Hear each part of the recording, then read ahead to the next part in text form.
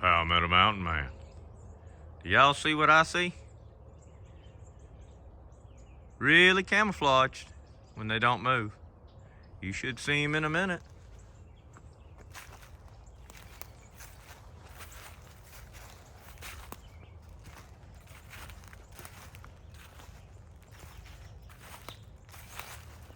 He's wanting to be real calm.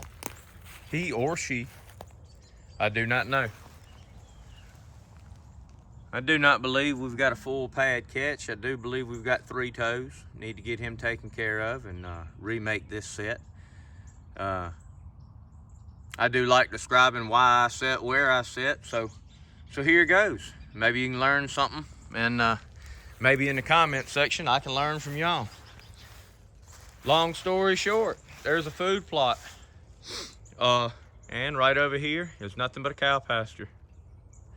From the trees you see right there, going all the way across, it's probably 15 yards wide. It's 15 yards wide, and probably from where I'm standing, probably goes 200 yards that way, and probably 400 yards behind me. Well, in this 15-yard wide,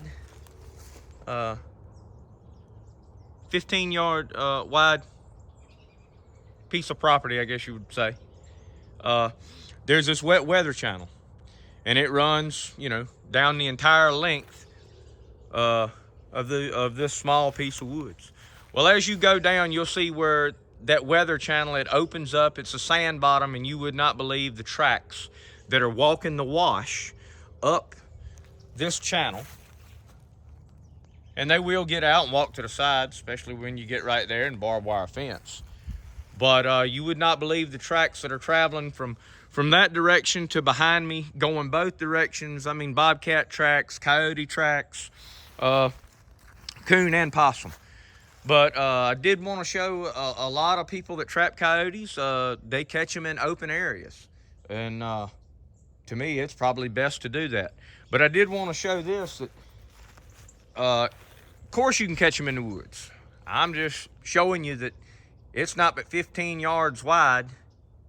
And yeah, you can catch them in this brushy stuff right here, as opposed to being 15 yards out in the edge or 5 foot off the edge of that food plot.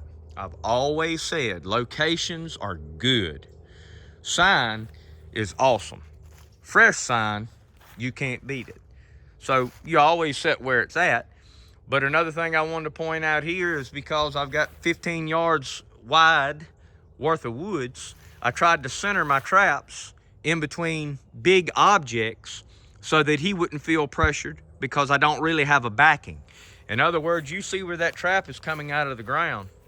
If you look at this tree, this tree, this tree, and this tree, and this bush, I tried to put that trap as best I could centrally and not be close to any large object.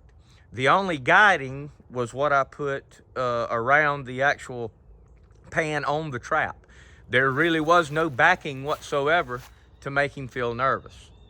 Well, I've always said if a place is good enough for 1 trap, 9 times out of 10, it's good enough for 2.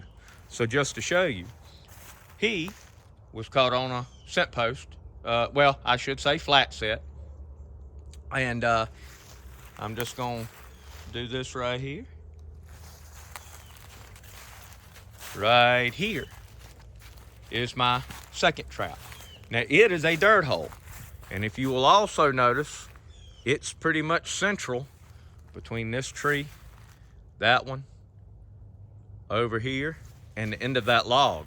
I wanted that dirt hole to be in as open an area as it could be,